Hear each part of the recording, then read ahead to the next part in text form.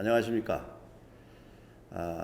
지난주에서 어제까지 총 3회에 걸쳐서 세 분의 그 전문가를 모시고 도산 선생님의 그 대공주의 사상에 대한 강좌를 진행해 왔습니다. 오늘은 그 마지막 시간으로 순천향대학교 교양학부의 김기승 교수님을 모시고 도산 안창호 선생의 대공주의와 조소왕 선생의 삼균주의 비교라는 그런 제목으로 강연을 부탁하기로 하였습니다. 그럼 여러분들 앞에 우리 김기승 교수님을 모시겠습니다. 감사합니다. 네, 여러분 안녕하십니까? 저는 순천향대학교의 김기승입니다. 오늘 제가 발표할 주제는 도산 안창호 선생의 대공주의인데요. 이 대공주의를 제가 중점적으로 연구를 했던 조소왕의 삼균주의와 비교하는 방식으로 강의를 진행하고자 합니다. 오늘의 핵심적인 주제는 도산 안창호의 대공주의인데요. 그 대공주의에 대해서 연구자들과 일반인들이 특별하게 관심을 가지는 이유에 대해서 한번 살펴보도록 하겠습니다. 도산 안창호 선생이 일생 동안 민족의 독립운동을 위해서 헌신하신 아주 위대하신 지도자다 하는 것은 누구나 다 공감하고 동의하는 바일 것입니다. 그런데 민족의 독립을 성취하기 위한 방법론에 있어서 저항성 또는 비타협적인 민족주의 이런 것이 이제 주류가 아니겠느냐 이런 관점에서 보게 되면은 도산 안창호 선생의 실력 양성론이라든가 준비론 이런 것은 일제화의 저항성에서 좀 미약한 것이 아니냐 이런 문제점을 제기하는 그러한 견해도 있습니다. 그 다음에 이제 두 번째로서는 한국의 민족주의가 1920년대 이후에는 사회주의라든가 공산주의 또는 진보적인 좌익들이 등장을 하게 되면서 새로운 좌익 세력에 대해서 어떻게 대처할까 하는 거에 대해서 비타협적인 태도로, 비협조적인 태도로 임하는 그러한 전통적인 민족주의 입장을 견지하는 세력이 있고 그렇지 않고 그들도 포용하고자 하는 진보적인 민족주의 계열이 있습니다. 그런데 주로 이제 도산 안창호 선생 하게 되면은 국내의 흥사단 안에 인격 수양이라든가 또는 수양 동호회라든가 이런 것과 관련시켜서 좀 소극적이라고 하는 또는 좌익이라든가 이런 것에 좀 배격한다고 하는 그런 선입견을 갖고 있는 사람도 없지 않아 있습니다. 그런데 이 대공주의는 바로 좌익 사상, 사회주의, 공산주의까지 다 포용을 해서 민족 해방 또는 민족 독립을 위해서 힘을 합쳐야 한다라고 하는 그것의 핵심적인 의미가 되게 됩니다. 따라서 이 대공주의라고 하는 것은 그 당시뿐만 아니라 오늘날의 남북한의 이념적인 대립을 극복할 수 있는 새로운 제시라든가 어떤 메시지 같은 것도 함유하고 있다는 그런 의미를 지니고 있습니다. 바로 이렇게 당대에 있어서도 도산 안창호의 민족주의는 항상 중심적이고 진보적인 입장을 취하고 있었고 바로 그렇기 때문에 오늘날 우리 한민족이 직면하고 있는 통일 문제까지도 어떤 시사점을 얻을 수 있는 매우 훌륭한 지도자였고 또한 정치적인 활동이라고 하는 것이 사상적인 뒷받침을 하고 있었다 하는 것을 보여주는 핵심적인 개념이 도산 안창호의 대공주의라고 하는 개념입니다. 이런 점에서 이 대공주의의 중요성 이런 것을 파악하고 난 다음에 오늘 강의를 이해해 주셨으면 좋겠습니다. 먼저 도산 안창호 선생이 어떻게 사셨는지 그리고 어떻게 독립운동을 하셨는지 개략적인 내용을 좀 사실적으로 살펴보는 시간을 갖도록 하겠습니다. 그리고 난 다음에 그분이 행한 민족운동, 독립운동이 어떤 특징을 지니고 있는지 그리고 그러한 특징을 지니고 있는 것하고 대공주의하고 어떤 연관성이 있는지 그리고 대공주의라고 하는 것이 거의 비슷한 내용을 갖고 있는 조소왕의 삼균주의와 어떤 차이가 있는지 이렇게 비교하는 방식으로 강의를 진행하고자 합니다. 첫 번째로 그 도산 안창호의 생애와 활동에 대해서 살펴보겠는데요. 첫 번째로서는 그 신민회를 통한 새로운 민주 독립국가 건설운동 이렇게 이름을 지어봤습니다. 1878년에 그 이제 강서군에서 이제 태어났고 평양에서 주로 활동을 했습니다. 그런데 이제 평양 그 서북 지역에서 주로 이제 활동했다고 하는 것, 요 점을 좀 주목했으면 좋겠습니다. 그리고 그 평안도 그 서북 지역 같은 경우에는 그 조선 후기에는 상공업이 발달했어요. 광산 개발이라든가 또는 그 중국과의 그 밀무역이라든가 개성인삼을 중국으로 수출하는 중개무역의 그 창구 역할을 담당을 하고 있었고, 따라서 그 평양과 같은 경우에는 그 상업자본이라든가 광업 활동 이런 것이 활발하게 전개가 되고 있었습니다. 농촌 경제 시대에서 이미 서북 지역 같은 경우에는 상업 경제, 공업 경제 이런 것이 활성화되었던 지역이라고 하는 것이죠. 그리고 이제 또 하나는 조선 시대의 서북 지역은 차별을 받고 있었어요. 따라서 서북 지역 사람들 같은 경우에는 이렇게 경제적인 부를 새로운 방식으로, 농업이 아닌 새로운 방식으로 부를 축적했음에도 불구하고 양반 지배 체제 하에서 신분 상승이 억제가 되어 있었습니다. 따라서 이제 그들은 기존 체제에 대한 불만을 갖고 있었고, 바로 거기에서 그들에게 새로운 그 사상이라고 할까, 그 뒷받침해주는 그러한 것이 바로 뭐냐 하면은 서양에서 들어온 기독교였습니다. 그래서 기독교가 서북 지역에서 특히 크게 발달을 하게 되었고, 그런 배경 속에서 도산 안창호 선생도 기독교계 학교에 들어가서 신교육을 받게 되고 기독교 교육을 받게 되게 되는 것입니다. 그리고 이제 1902년에 이제 서울에 올라와서 활동을 하게 되고, 서울에 올라와서 활동을 하면서 결혼하고 난 다음에는 미국으로 이민을 가게 됩니다. 자, 도산 안창호 선생은 젊었을 때 20대를 전후로 해서 서북 지역의 새로운 기독교 문명을 수용을 했고, 그 영향을 받아서 미국이라고 하는 새로운 나라로 건너가서 새로운 삶을 시작을 하게 됩니다. 매우 가난한 빈농의 집안에서 태어났죠. 그렇기 때문에 그 미국에 가서도 그 노동을 통해서 돈을 벌고 학비를 벌고 학교 다니고, 그리고 이제 그의 신앙은 기독교였었습니다. 따라서 미국에 가서 기독교 교육, 그 다음에 미국의 새로운 민주주의 교육 이런 것을 학습을 하고 동시에 이제 노동을 하게 되는 겁니다. 그리고 그 당시에 그 한인 교포들이 다 직업이 대부분 다 노동자들이었어요. 그래서 한인 교포 사회를 조직을 하게 되는데, 그것을 계급상으로 보게 되면 노동단체라고 볼 수가 있어요. 왜냐하면 한인 이주민들이 다 노동자니까요. 하와이에 많이 갔었고, 그 다음에 이제 캘리포니아 같은 경우 이제 주로 갔었는데, 하와이 같은 경우에 한 7천 명 정도, 그 캘리포니아 같은 경우에는 한 3천 명 정도가 있었는데, 안창호 선생이 활동했던 지역은 주로 이제 캘리포니아 지역에서 활동을 하게 됩니다.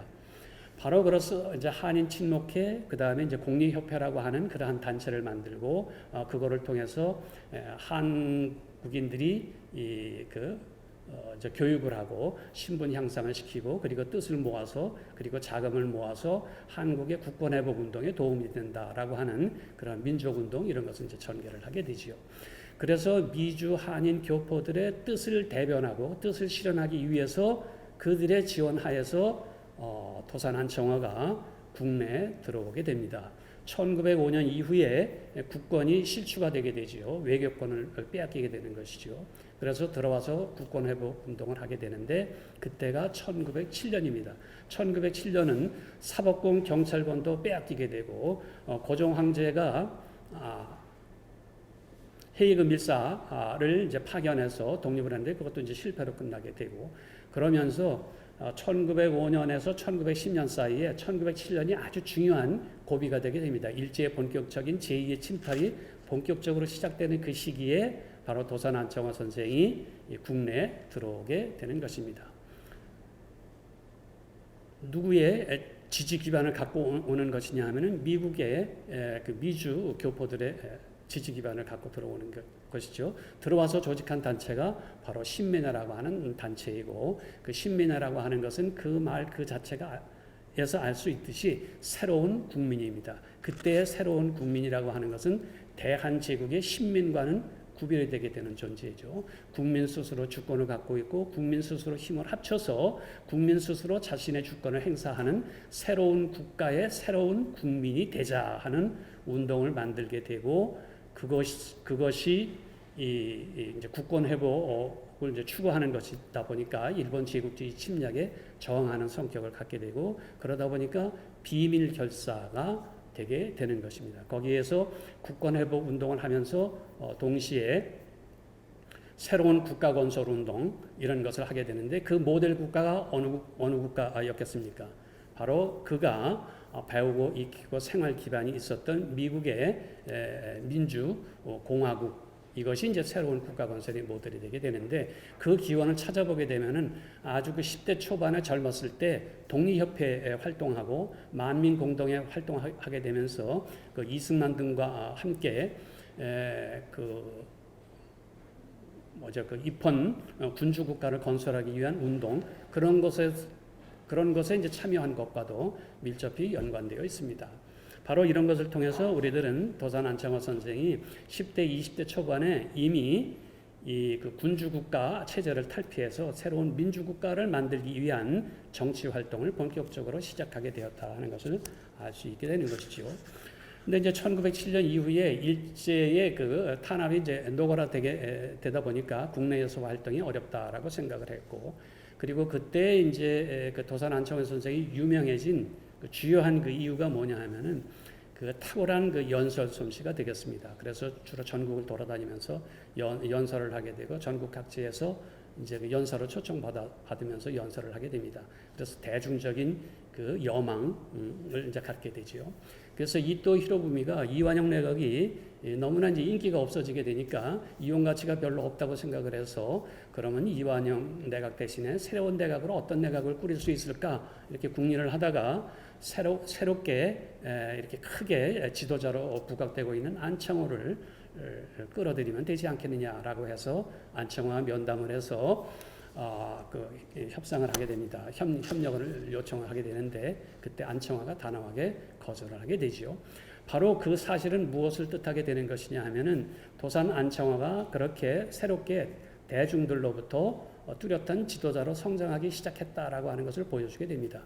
그때 그는 타협적인 노선을 걷지 않고 오히려 국내에서 활동이 어렵게 되니까 국외로 망명해서 독립운동 기지를 만들고 군대도 만들고 그래서 후위를 도모하는 것이 좋겠다라고 해서 신민의 인사들과 함께 집단 그 망명 계획을 세우게 되고 칭다오에서 국외 독립운동 기지 건설을 위한 그 회의를 주재를 하게 되는데 안타깝게도 그 자금을 마련하려는 계획이 이제 실패로 돌아가서 그것이 이제 실패로 끝나고 맙니다. 자, 이렇게 돼서 그 국내 그다음에 국내 한국과의 접경 지역인 그 중국의 동북부 간도 만주 지역에서의 독립군 기지 건설을 통한 독립운동 계획 이게 이제 실패로 돌아갔어요. 그래서 그는 다시 미국으로 돌아가게 됩니다. 미국으로 돌아가서 1912년에 대한인 국민중앙총회라고 하는 그러한 단체를 조직을 하게 되는데요. 이 총회의 그 형식이 재미있습니다. 각 지역의 대한인 국민의 지방총회가 여러 개가 합쳐서 만들어진 그러한 형태가 되게 됩니다. 그래서 단순히 미주 지역에 있는 독립운동 단체가 아니라 해외 각지에 있는 한인 동포들의 단체를 다 총망라하는 단체가 되겠다라고 하는 그러한 의미가 담겨져 있는 것이죠. 그래서 이 단체는 어떤 것을 지향을 하고 있었느냐 하면은 임시정부로 발전하겠다라고 하는 그러한 지향성을 갖고 있었습니다. 그래서 일부 이 지역의 그 단체들 같은 경우에는 인비저블 거버먼트라고 하는 용어를 씁니다.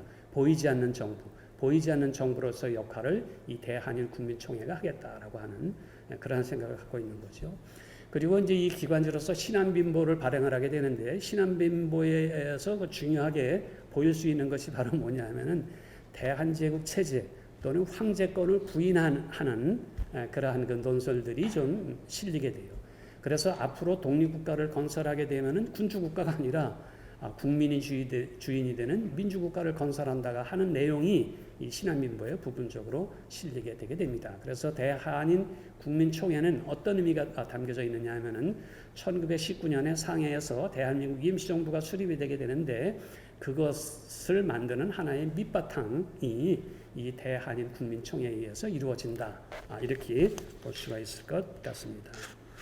이렇게 해서 임시정부 수립을 준비하고 있었는데 3.1운동 이후에 상해에서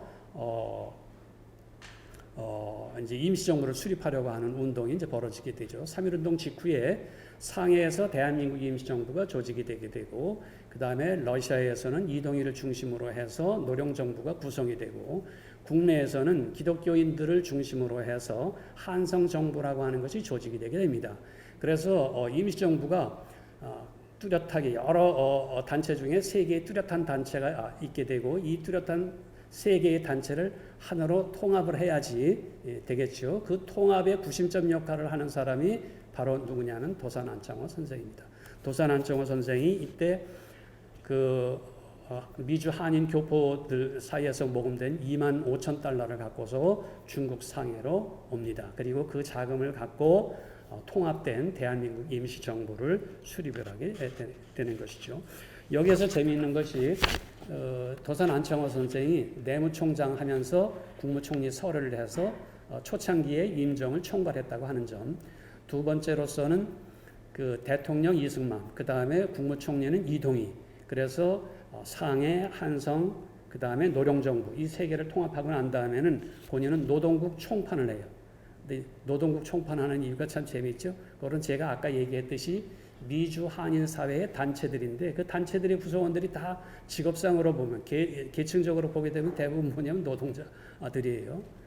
그리고 제가 한번 그 미국을 방문한 적이 있었는데요. 캘리포니아에서 미국인들이 주로 한인 교포들이 이제 중심이 되어 갖고 동상을 설립을 했습니다. 근데 그 동상에 한국의 독립을 위한 그 민족 지도자다 그렇게 새겨놓은 것이 아니고 노동운동 지도자다 이렇게 새겨놨어요. 근데 그 노동운동을 어떻게 지도했느냐? 평화적으로. 그래서 그 마하트마 간디의 그 동상하고 같이 있는 겁니다. 그러니까 비폭력 무저항 사상을 주장했던 간디하고 그 다음에 평화주의적인 노동운동을 한 노동운동 지도자 안창호하고 함께 동상을 수립해 놓았어요. 따라서 미국인들 또는 교포사회 입장에서는 이분은 그 노동운동을 하는데 투쟁적으로 공격적으로 이렇게 하는 것이 아니라 매우 평화주의적인 그 방법으로 노동운동을 했던 사람이다. 이런 식으로 기억을 하고 있더라고요. 제가 이것을 강조하는 주요한 이유 중에 하나는 왜 그러냐 하면은 이 대공주의가 바로 노동자들의 평등의 요구를 들어주는 그러한 바탕입니다. 근데 이미 도산 안창호 선생은 사회주의, 막시즘, 무정부주의 이런 거 수용하기 이전에 이미 그 자신이 노동을 했었고 노동자라고 생각을 했었고 그 다음에 노동단체를 조직한 경험이 있었다. 그러다가 보니까 자연스럽게 노동국 총판, 오늘로 얘기하게 되면 노동부 장관을 하게 되게 되는 것이죠. 그리고 또 그런 생각을 갖고 있었기 때문에 이동희의 한인사회당, 공산당 활동을 하던 사람들도 국무총리로 모시고 함께 정부를 구상했다라고 이제 볼 수가 있을 것 같습니다. 따라서 이제 사회주의를 막시즘에 기초한 사회주의가 있을 뿐만 아니라 도산 안창호 선생 같은 경우는 기독교를 바탕으로 해서 노동자들을 단결시키고 노동자들이 함께 잘 살 수 있는 그런 사회를 나름대로 이미 바탕에 갖고 있었던 것이 아니냐 이렇게도 볼 수가 있는 것이죠. 그런데 이제 임시정부가 그 여러분 잘 아시다시피 뭐 기호파냐 서북파냐 그 다음에 이제 그 외교를 할 거냐 아니면 무장투쟁을 할 거냐 아니면 안창호 선생이 말한 것처럼 준비를 할 거냐 이렇게 노선 대립을 하면서 결국 통일되지 못했습니다. 그럴 때 이제 안창호 선생이 그렇다고 한다면 국민을 대표하는 대표자들이 다 모여서 그 회의를 개최하자. 거기에서 국민의 공론 이런 걸 한번 모아보자. 그 공론을 통일하고 난 다음에 다시 그 임시정부를 개조를 해갖고 제대로 한번 해보자라고 해서 국민 대표의 소집을 요구를 하게 되는데 이것도 또한 여의치 못해갖고 실패로 끝나고 맙니다. 그래서 결국 1924년에 다시 미국으로 돌아가게 됩니다. 그래서 이제 2년 동안 이제 미주 지역에서 이제 활동을 하다가 1926년이 되면서 좀 이제 상황이 바뀌었습니다. 3.1운동 이후에 러시아 혁명의 영향을 받아서 한국의 많은 젊은이들이 그 사회주의, 공산주의 이런 거를 이제 수용을 했습니다. 그리고 이제 그들이 사상을 수용하게 되면서 이제 민족주의 시대는 끝났다. 민족의 독립보다 계급 해방이라든가 평등 사회 만드는 것 이게 더 중요하다. 이렇게 얘기를 하게 되면서 민족주의를 비판하게 되면서 독립운동이 분열이 되게 되었어요. 그런데 이제 20년대 이제 중반이 되면서는 그렇게 싸우다 보니까 결국 그 뭐 좋은 게 없으니까 힘을 합치자 하는 그 여론이 1920년대 중반 만들어지게 되면서 이른바 중국 지역에서는 민족 유일당 운동 그리고 국내에서는 민족 협동 전선 운동 이런 것이 이제 벌어지게 됩니다. 그래서 1927년에는 이제 신간회가 이제 국내에서 이제 만들어지게 되고 중국에서는 민족 유일당 운동 같은 것이 이제 싹트게 되는데 그때 다시 도산 안창호 선생이 이제 중국으로 오게 되는데 그때 5만 달러라고 하는 거금을 갖고 오게 됩니다. 그래서 이 자금이 모이게 되다 보니까 이 자금을 갖고서 이합집산하고 있었던 독립운동 지도자들을 모아서 우리 하나로 뭉치자. 그리고 이번에는 정당을 만들자. 정부를 만드는 거는 막 그냥 그 자리 싸움 이렇게 하니까 좀 더 효율적인 정당을 만드는데 그 정당을 민족을 대표하는 단 하나의 큰 정당 또는 유일당 이런 것을 만들자. 마치 그 중국에서 국민당 정부를 만드는 것처럼 그런 식으로 하자 하는 그 논의가 나타나게 되고 그것에 이제 선봉에 서는 역할을 도산 안창호 선생이 이제 담당을 하게 되고 도산 안창호 선생이 그것을 이제 선봉을 쓰게 되다 보니까 중국에서 거의 이제 현실화되게 되는 그러한 현상이 나타나게 됩니다.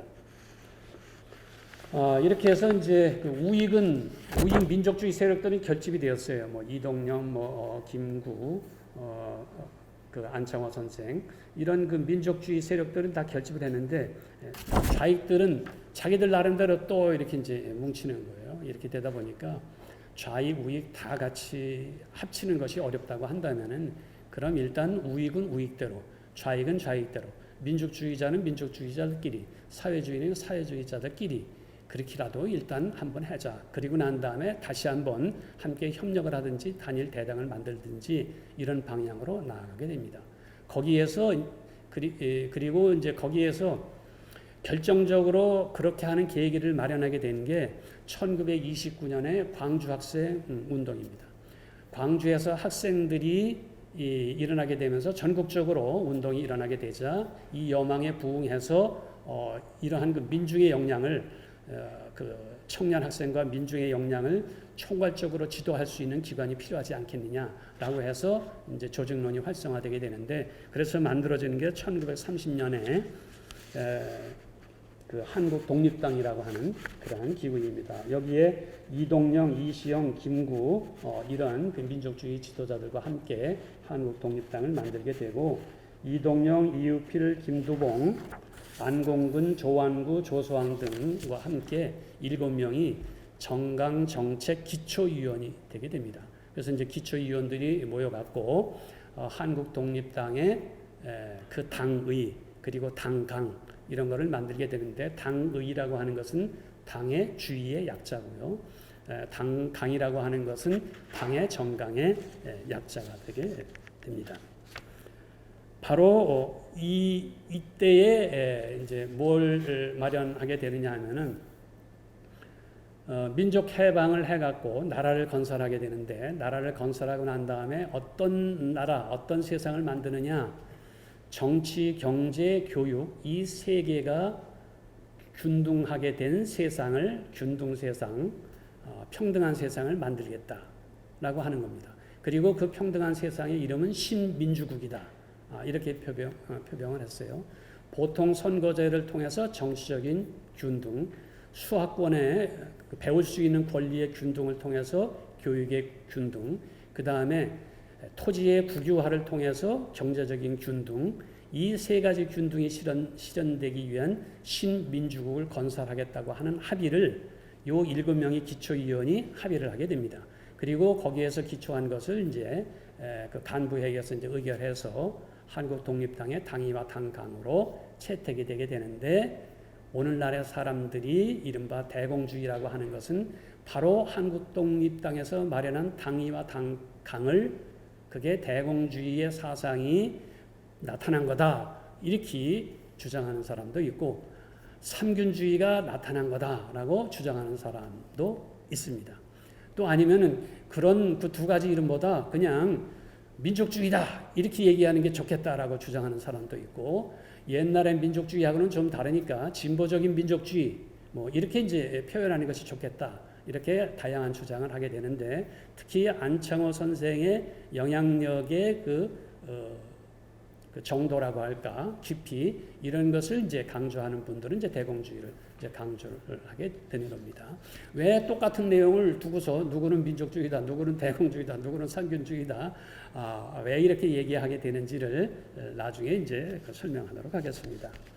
자, 지금까지 이제 그렇게 이제 활동을 하시다가 그 윤봉길의 그 상해 의거가 있게 되고, 그렇게 되면서 이제 그 일제에 그 체포가 돼서 이제 투옥이 되고, 옥중에서 이제 고문을 받다가 병 보석으로 풀려나서 이제 순국을 하시게 되게 됩니다. 자, 이런 독립운동의 특징이 있는데요. 그 민족운동 지도자 또는 어떤 사상가라고 할 때, 특히 이제 도산 안창호 선생이 그분의 사상을 어떤 식으로 표현할까 문제가 되는 주요한 이유 중에 하나는 뭐냐 하면은, 내 사상은 뭐다 이렇게 그분이 규정하지 않았어요. 조성환과 같은 경우는 나의 사상은 삼균주의다 이렇게 규정을 하니까 조성하게 된 삼균주의 딱 일치가 되는데, 그 도산 안창호 선생 같은 경우에는 현재까지 남아있는 공식적인 문건으로 보게 되면은 그 삼균주의라고 하는 용어를 사용한 거는 지금까지 발견된 게 딱 하나밖에 없어요. 그것도 이제 흥사단원 한 개인한테 이제 보내면서 동지들한테 회람하시오라고 하는 편지에 나오는 문건입니다. 그러니까 공식화된 문건으로 내 사상은 대공주의다 이렇게 표현하시질 않았습니다. 그리고 뭐 전집 이렇게 이제 뒤져 본다고 하더라도 내 사상을 대공주의로 하라 또는 한다 이런 말씀을 안 했다고 하기 때문에 그런 것입니다. 따라서 우리들은 그 대공주의를 이해할 때 결국 그분의 활동을 봤을 때 그 활동의 바탕이 되는 사상이 무엇인지 각자의 입장에서, 각자의 관점에서 뭐로 이해하는 것이 타당하겠다라고 일종의 뭐 해석을 해야 되는 그러한 입장에 있다라고 볼 수가 있겠습니다. 따라서 이제 오늘 제가 얘기하는 거는 그분의 그런 활동을 이런 관점에서는 이렇게 볼 수 있고 저런 관점에서는 저렇게 볼 수 있다. 이런 식의 그 내용이 되겠고, 그 중에서 여러분들은 그렇다고 한다면은 내가 보기에는 뭐라고 표현하는 것이 좋겠다 이렇게 스스로 한번 판단하는 자료로 삼아 보시기 바랍니다. 첫 번째로서는 제가 이제 도산 안창호 선생의 독립운동을 봤을 때 주목할 것이 뭐냐 하면은, 이분이 이제 독립운동을 조직을 하게 되는데 대부분 전국적 규모의 조직을 하게 돼요. 그런데 항상 따라 붙는 게 뭐냐 하면은 청년의 조직입니다. 청년 조직, 전국적인 총 조직하고 그 청년 조직, 이 두 가지를 늘 항상 같이 조직한다고 하는 특징이 있는 것 같습니다. 신민회 만들 때 뭘 만들었냐면 청년학우회를 만들었어요. 그 다음에 대한인 국민의 중앙총회를 만들 때 뭘 만드셨냐면 그때 흥사단을 만드신 겁니다.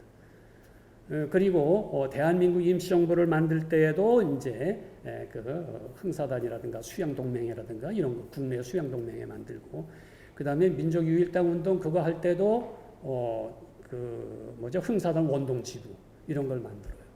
왜 그랬을까요? 그리고 그런 노하우, 그런 방법은 어디서 배웠을까? 제가 생각하기에는 기독교에서 배웠다고 생각을 합니다. 그리고 요것이 이제 왜 중요하냐 하면은요, 그분이 앞으로 독립운동을 할 때 어디다가 자기의 뿌리를 두고 운동하느냐 이런 것을 보여주는 아주 중요한 사례라고 볼 수가 있는데, 저는 그것을 바로 청년 학생층에 주목한 것이다 이렇게 생각을 하게 됩니다.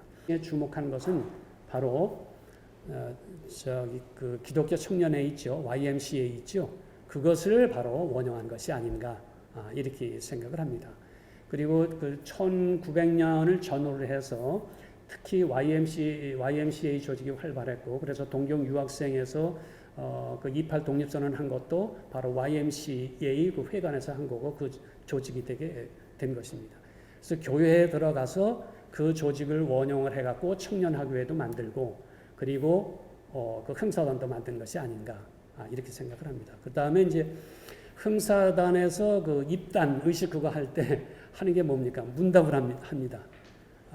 그 묻고 대답하고 묻고 대답하고, 그래서 과연 신앙심이 깊은지 아닌지, 과연 믿을 만한 사람인지 아닌지 이런 걸 테스트하게 되는데, 그 교리 문답과 똑같은 방식을 흥사단의 단원 그 입단식에 그대로 하고 있습니다. 그리고 이 청년 학생에 주목한다고 하는 것은 무엇을 뜻하는 것이냐 하면은 그 농업경제 시대, 농촌경제 시대 같은 경우에는 청년 학생이라고 하는 개념이 없었습니다. 왜냐하면은 어른과 아이밖에 없었어요. 그리고 어른과 아이를 판가름하는 기준은 뭡니까? 결혼을 했느냐 안 했느냐 그 여부죠. 왜냐하면은 다 같이 농사를 짓다 보니까 직업이 변화가 없어요. 그 직업을 준비할 필요도 없습니다. 그냥 자연스럽게 가정에서 살다 보게 되면 농사를 배우게 되는 거죠. 새로운 별도의 교육이라든가 그런 게 필요 없습니다. 근데 근대 산업사회로 넘어가게 되면서 직업의 종류가 다양하게 되고 직업이 복잡해지게 되고, 그러니까 사회 진출을 위한 준비 기간이 오랫동안 10년 이상 필요하게 되는 것이죠. 거기에서 청년 학생층이라고 하는 새로운 개념이 등장을 하게 됩니다.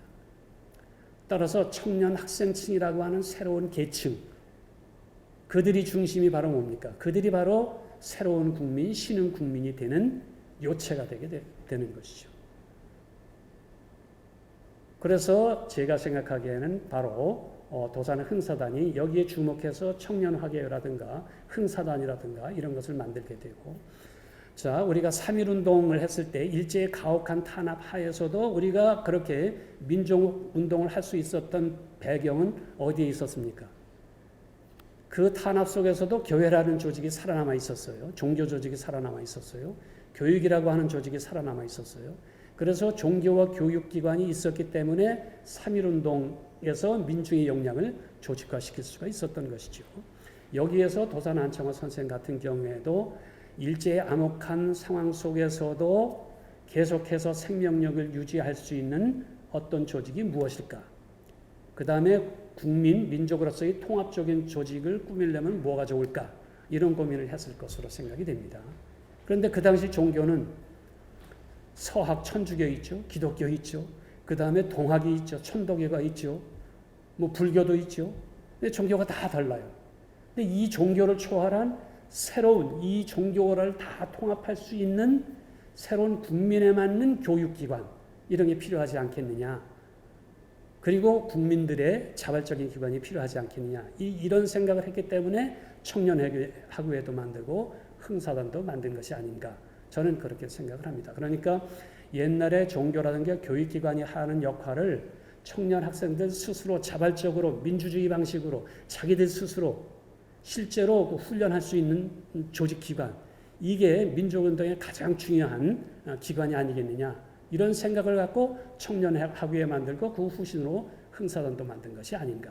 그리고 그것이 바로 그의 그 민족운동 또는 그 정치운동의 지속적인 기반이 되게 되고, 그가 계획했듯이 일제시대에 만들어진 대부분의 기관들이 다 없어졌는데 흥사단은 아직까지도 계속되고 있는 것이 아닌가, 이렇게 생각을 해보게 됩니다.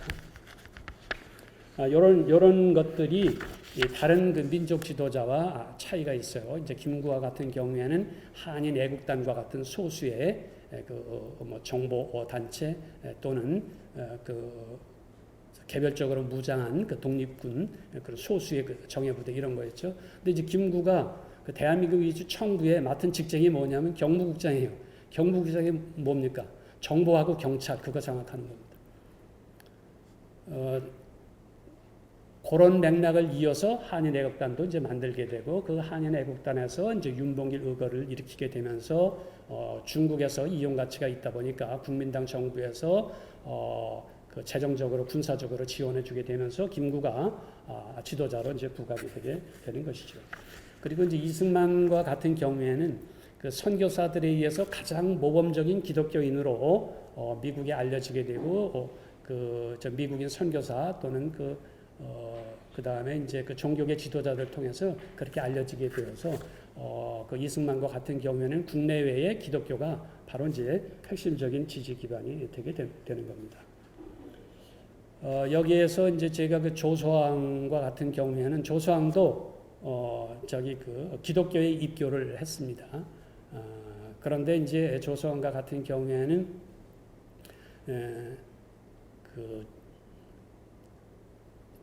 그를 지지하는 핵심적인 광범한 지지 기반이 없었어요. 주로 이제 홀로 문필 활동을 통해서 저기 그 사상 이런 거를 통해서 이제 자신의 존재 의미를 확립했다고 하는 점에서 좀 차이가 있다고 볼 수가 있겠습니다.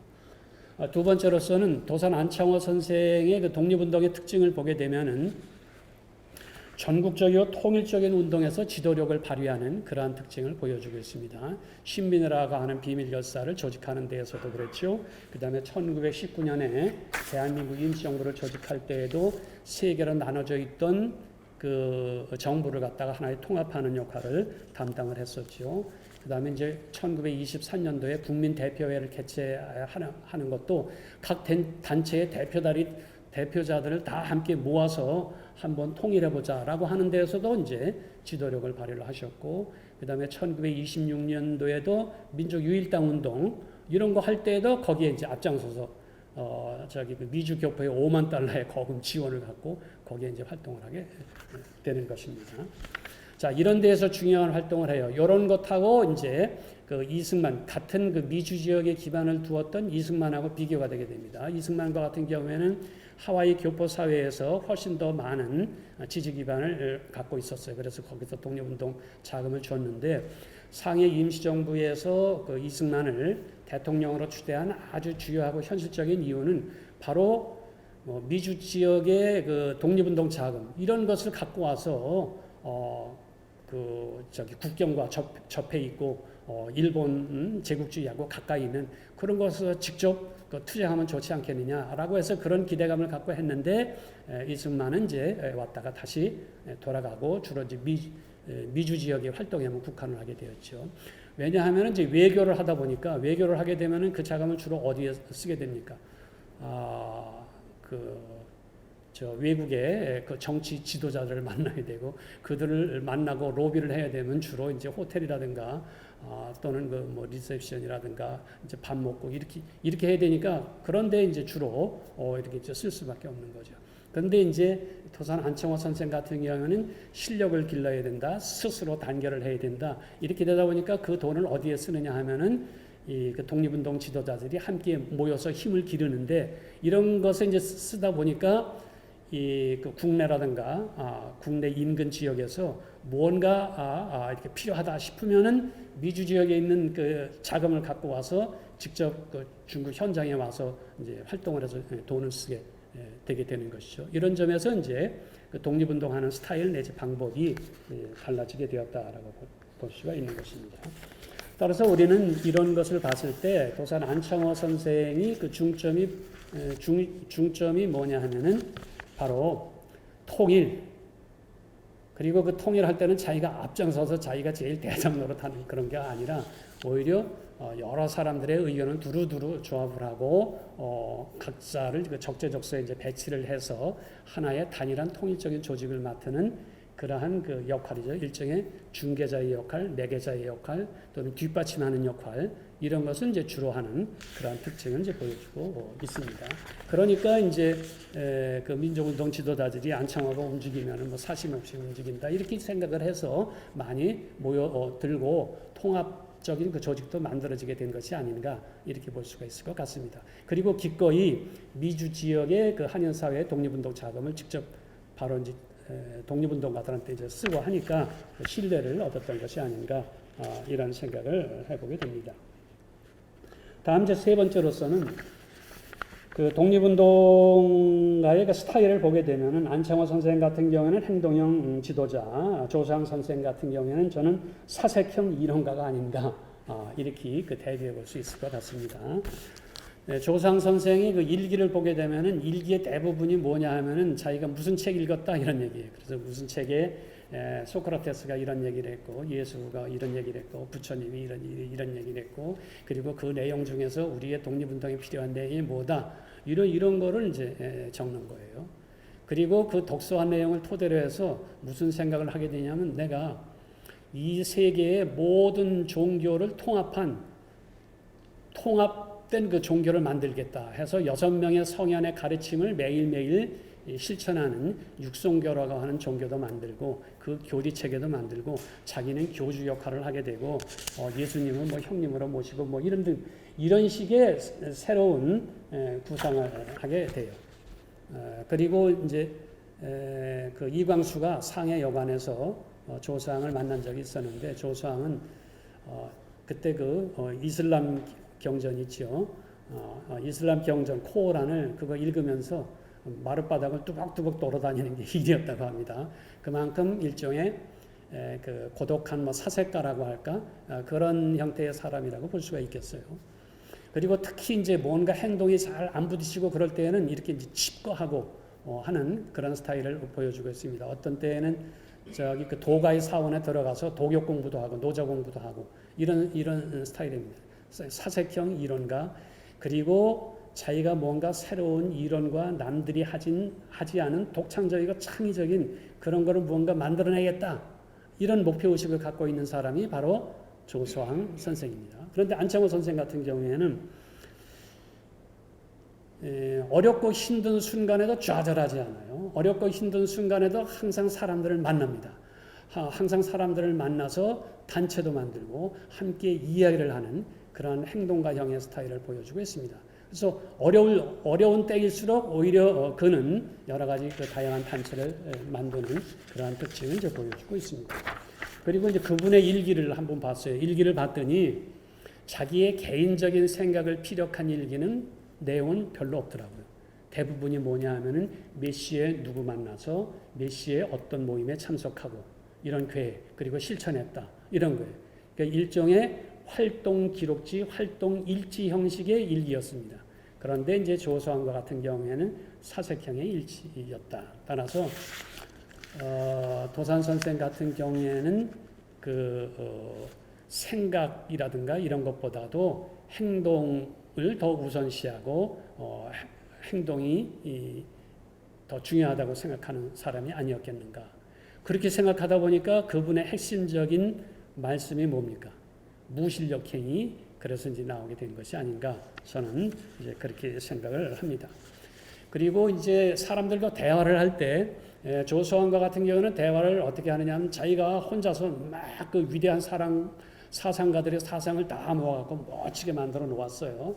그러다 보니까 대화를 한다고 하더라도 일종의 자기의 이론 교리를 설파하고 설명하는 그러한 방식으로 주로 말씀하시는 스타일이 아닌가 이런 생각도 들고 베르그송 프랑스에서 베르그송을 만났다고 하는데 베르그송을 만났을 때에도 그 사람의 사상이 뭔지를 묻고 대화하는 그런 형태가 아니라 자기의 사상 또는 자기가 질문을 던지는 그러한 그 스타일이었다고 합니다. 그래서 이제 괴짜로 알려진 그러한 그 지식인이기도 합니다. 그런데 안창호 선생 같은 경우에는 흥사단의 문답 그런 것에서도 알 수 있듯이 지금 상대방이 무슨 생각을 하고 있는가 이런 것을 알고 캐내는데 더 포인트를 주시는 것 같아요.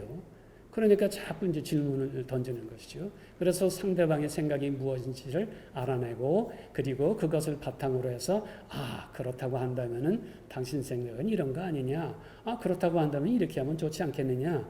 이런 식의 그 스타일이 아닌가 이렇게 생각을 합니다. 이렇게 되다 보니까 자연스럽게 다른 사람과 소통하는 능력은 안창호 선생이 훨씬 더 조소왕 선생보다 뛰어났고 그러다 보니까 안창호 선생 같은 경우에는 주변에 사람들이 모이게 되는 것이요. 왜냐하면 안창호 선생 만나게 되면 내 얘기 다 들어주는 것 같고 그리고 거기에 기초해서 다 뭐 방침도 정하고 다 말씀도 하시니까 그래서 늘 그에게는 사람이 떠나질 않고 늘 항상 어떤 조직이 있었던 것이 아닌가 이런 생각을 하게 됩니다. 그런데 이제 조소왕 선생 같은 경우에는 늘 자기가 중심이 되는 조직은 없었어요. 그래서 주로 그분이 독립운동 조직을 할 때 후원자는 친형 또는 친동생 이런 그 가족들이 이제 주로 하게 됩니다.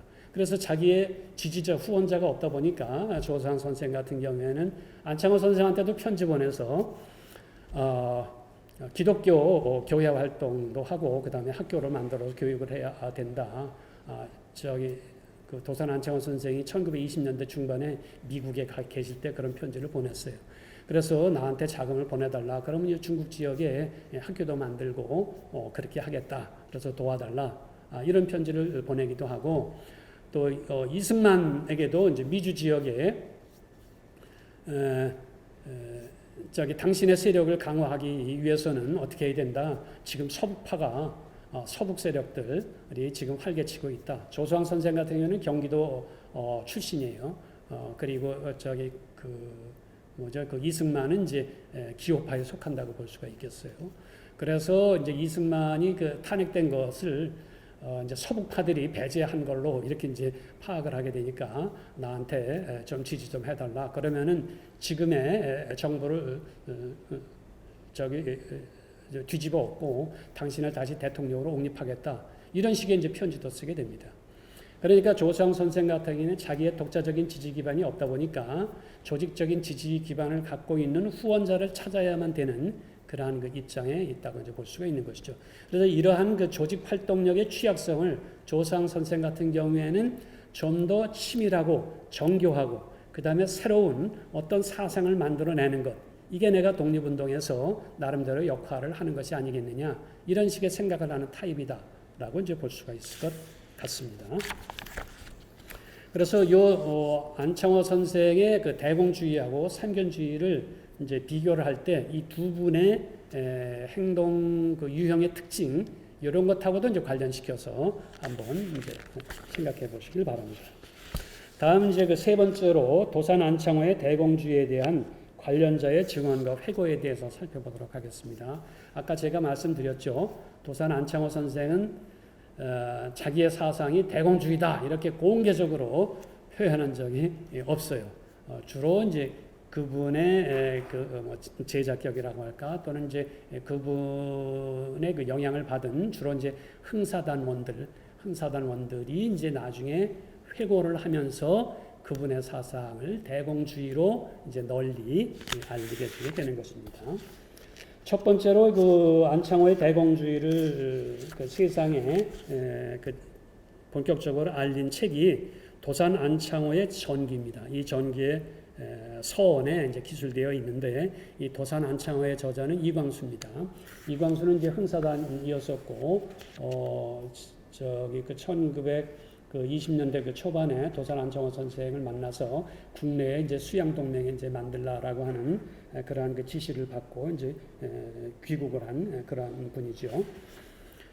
여기에 이제 그 안창호의 대공주의에 대해서 설명을 했는데요. 여기에 이제 뭐라고 기술을 했느냐 하면은 아라사 혁명, 1917년 러시아 혁명 이후에 세계를 휩쓰는 사회 개조 이념에 봉착하여 그 민족주의가 내용적으로 건설 이상을 갖추게 된 것이 대공주의다. 이렇게 설명을 하고 있습니다. 그러니까 3.1운동 이전까지만 하더라도 민족주의 하게 되면 독립하면은 된다. 이렇게만 생각을 했었어요. 근데 3.1운동 이후에 러시아 혁명이 이제 일어나고 난 다음에 그럼 독립하고 난 다음에 어떤 세상을 만든다는 거냐? 이런 생각을 하게 되게 되는 것이죠. 그럴 때 평등한 세상이냐 아니면 정치적으로 그 민주공화국 미국과 같은 나라냐 아니면은 소련과 같은 그 노동자가 주인이 되는 뭐 그런 세상을 말하는 것이냐 아니면 그 서유럽처럼 사회민주주의 국가를 건설하자는 것이냐 이런 논의가 1920년대에 이제 본격적으로 전개가 되게 되는 거 그러한 물음에 이제 도산 안창호 선생이 대공주의라고 하는 이름으로 답변을 하셨다. 이것이 이제 그 도산 안창호 서원의 저자가 말하는 바입니다. 그래서 요거를 사상적으로 보게 되면은 왼쪽에는 국제주의라고 하는 것이 이제 계급혁명을 얘기하는 사회주의 이런 것을 말하게 됩니다. 바른편 오른쪽 우익편에 민족 자본주의를 바라보면서 민족 자본주의라고 하는 게 자본주의라고 하는 표현이 민족주의인데 자본주의가 바탕이 되는 거죠. 그럼 민족주의인데 자본주의와 반대말이 뭡니까? 사회주의죠. 민족 사회주의적인 성격이 있는 것, 그런 것으로 이제 보게 되는 겁니다.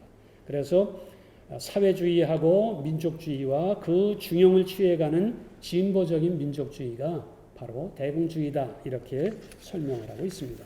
그리고 이 대공주의를 정신적이고 윤리적인 측면이 있고 정치, 경제 사상으로서의 두 가지 측면이 있다, 이렇게 설명을 하고 있습니다. 정신적인 윤리적인 의의는 개인은 이제 민족에게 봉사함으로써 그 천직을 다한다는 국가제일주의, 민족지상의 인생관을 총괄한 것이라고 이렇게 설명을 하고 있고, 경제적으로 대공주의는 이상사회 건설의 설계도니까 그 당시에 나타난 여러 가지 민족해방 사상, 정치적인 민주주의, 사회혁명 사상, 링컨의 민유, 민치, 민양, 손문의 민족, 민권, 민생주의, 삼민주의, 상어부조에 의한 자유연합 사회 사상, 이거는 이제 무정부주의를 얘기하는 거예요. 이런 것들의 다 장단점을 보고서 단점은 버리고 장점을 다 취업해서 도산 안창호 선생이 나름대로 독창적으로 창안해낸 사상이 바로 대공주의다라고 설명을 하고 있고, 그 대공주의의 핵심적인 내용은 네 가지 평등이 그 핵심 내용인데, 그 네 가지는 민족평등, 정치평등, 경제평등, 교육평등, 이 네 가지다, 이렇게 얘기를 하고 있습니다. 이런 내용과 이제 비슷하게 주요한 선생도 안창호의 이제 대공주의를 비슷하게 설명을 하고 있습니다. 주요한도 그 흥사단과 이제 관련이 있죠. 여기서 이제 중요한 언급을 하고 있는데요. 도산 안창호 선생이 대중에게 대공주의를 공개적으로 언급한 것은 언제냐 하면은 1927년 민족유일당 운동을 전개하고 있을 때라고 합니다. 그때 연희전문학교 학생들이 중국에 왔었대요. 그래서 연희전문학교 학생들을 환영하면서 그때 대공주의로 무장을 해야 된다, 대공주의로 나가야 된다, 이렇게 역설을 했다고 합니다. 그때 이제 흥사단원들이 그 내용을 이제 주의 깊게 듣고 있다가 도산 안창호 선생의 그 사상은 바로 대공주의구나라고 이제 받아들이게 되고, 그래서 그 이후에 도산 안창호 선생의 사상을 설명할 때마다 이제 대공주의가 나타나게 되게 되는 것입니다. 그런데 이제 주요하는 자기가 직접 그 도산 안창호 선생한테서 대공주의에 대해서 설명을 들은 게 아니에요. 주로 이제 국내에 있었으니까. 근데 그 대공주의에 대해서 직접 설명을 들은 분들은 이제 도산 안창호 선생하고 이제 중국에서 같이 독립운동을 했었던 그러한 사람들이니까 전해들은 내용이죠. 그래서 전해들은 내용을 갖고 추정을 하는데, 여기 아까 이제 도산 안창호의 서원에 나오는 내용은 이제 비슷하게 한데, 여기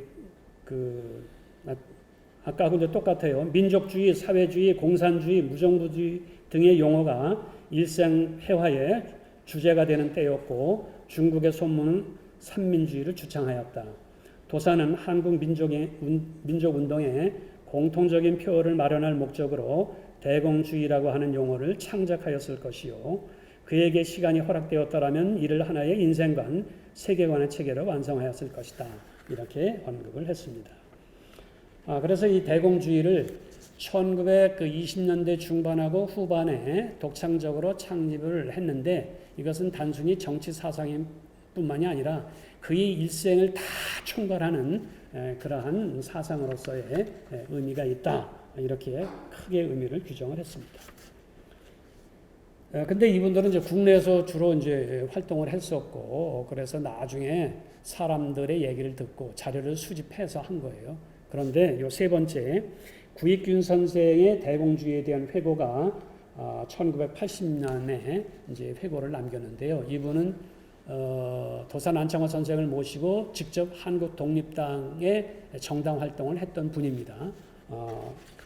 이분의 그 회고는 당시 안창호는 독립운동 진영이 민족주의와 사회주의로 분열되었을 때 이를 통합하기 위한 운동을 전개하고 있었다. 이를 위해 도사는 민족주의자로서 사회주의의 합리성을 활용할 의도에서 대공주의라고 하는 신호를 만들어내었다. 3대 평등을 내용으로 하는 대공주의는 민주주의를 구현하기 위해서는 정치, 경제, 교육의 평등화가 불가결하다고 본 데서 나온 것이다. 1930년 흥사단 약법을 개정할 때 도산이 자신과 누차 상의하면서 대공주의를 삽입을 하고 사회주의 사상을 대공봉사하는 실천 방법으로 연구하라고 하는 지시를 했다고 합니다.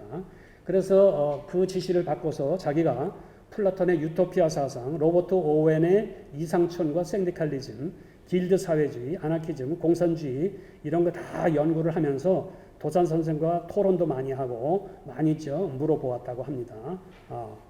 이런 걸 하면서 도산 선생님은 결국 기독교 사회주의자 아닌가 이렇게 결론을 내리게 되었다고 하는 것이죠. 특히 이제 그래서 흥사단 약법에 그 도산 선생의 그 대공주의 또는 기독교 사회주의 이런 것을 실천하기 위해서 뭘 만들었느냐 하면 협동조합을 만들었는데 그 협동조합 이름이 뭐냐면 공평사라고 하는 협동조합을 만들었다라고 하는 것입니다. 자, 이 구익균 선생은 그러니까 그 조수왕 선생으로부터 삼균주의라고 하는 말을 직접 들었고 그것을 실천하라고 하는 당부를 들었고 그리고 그 이념을 갖다가 흥사단에 반영하라라고 하는 지시를 받았다고 하는 거죠. 그래서 1930년대에 흥사단에서는 약법을 개정을 하게 됩니다. 그래서 그 이전에는 흥사단이 주로 인격 수양 단체, 인격 훈련 단체라고 규정을 했었는데 이때부터는 사회운동까지 한다라고 하는 것이 주요한 약법에 들어가게 되었고요. 사회운동을 하는데 사회운동을 하려면 민중 속으로 들어가야 되죠. 근데 민중 속으로 들어가는데 무슨 생각을 갖고 민중 속에 들어갈 거냐라고 했을 때 대공의 정신, 대공의 마음을 갖고 민중 속으로 들어가서 사회운동을 하라라고 하는 약법이 만들어지게 되는 겁니다. 그래서 이 1930년대에 흥사단이 인격훈련단체, 그 수양단체 이런 것에서 민중 속에 들어가는 사회운동단체로 그 성격을 탈바꿈하는 그러한 계기가 마련이 되게 되는데 거기에 지도 사상, 지도 이념이 안창호 선생의 대공주의다라고 하는 것이 구익균 선생의 회고다 이렇게 볼 수가 있겠습니다. 자, 그런데요, 과연 이분들의 회고가 맞는지 또는 이분들의 그 회고라든가 정리를 어느 정도 믿어야 좋을지 저는 이러한 생각을 갖고 도산 안창호 선생이 남긴 자료들을 살펴보았습니다. 그러면 안창호 선생이 실제로 대공이라고 하는 말을 썼는지 또는 그 대공의 공자, 그 공자를 썼는지 썼다고 한다면 어떻게 쓰셨는지 이런 것을 주로 이제 문헌 기록으로만 살펴보도록 하겠습니다. 이제 그분들은 직접 연설을 듣고 말을 듣고 이렇게 한 거예요. 그런데 이제 저는 그렇게 그 도산 안창호 선생의 생생한 목소리를 들을 수가 없으니까 문자로 접근할 수밖에 없고 그래서 이제 문헌 기록만 갖고 한번 살펴보았습니다. 그분이 말하는 공이라고 하는 게 무슨 뜻인지, 그분이 대공이라고 했을 때 그 대공이라고 하는 게 무슨 뜻인지 그런 의문을 갖고 살펴보았는데 대공이라고 한 말을 그분이 직접 쓴 거를 거의 발견하지 못했습니다. 그리고 대공주의라고 하는 용어를 딱 하나 쓴 게 최근에 박만규 선생이 이제 발견해서 이제 학계에 소개한 것, 그거 하나밖에 없어요. 그리고 또 이분이 민족유일당 운동 그거 얘기할 때 사람들이 나한테 당신의 주의는 뭐냐 이렇게 묻는데 나는 나의 사상을 무슨 주의라고 이름 붙일 수가 없어 이렇게 답변했습니다. 그거는 아마 자기가 나는 무슨 주의자야 이렇게 말하는 순간 어느 한편에 속해버리게 되게 되는 거죠. 주의, 이념 이런 거 갖고 싸우는데 도산 안창호 선생마저 나는 이런 주의자야 이렇게 이야기를 하게 되면 결국 어느 한편에 쓸 수밖에 없게 되고 그러면 자기가 소망하는 그 독립운동 세력의 통일이라고 하는 것은 더욱더 어렵게 되는 것이 아닌가 이렇게 생각을 하기 때문에 그 주의라고 하는 표현을 그렇게 그 강력하게 내어세워서 쓴 것 같지는 않다 이렇게 생각을 해보게 됩니다. 근데 그분이 뜻이 그렇다고 한다면은 그 후손들이, 그 후예들이 과연 주의라고 하는 이름을 붙여서 그분의 사상을 해석하는 게 그분의 뜻을 어떻게 정확하게 보는 건지 아닌 건지 이런 것도 한번 생각해 볼 수 있지 않을까 싶어요. 그런 점에서 한번 그분이 이제 쓴 주로 이제 그 연설 문제 이런 것들인데요. 그 문자 기록만 갖고서 공과 그 대공이라는 것을 어떻게 쓰는지 한번 살펴보도록 하겠습니다.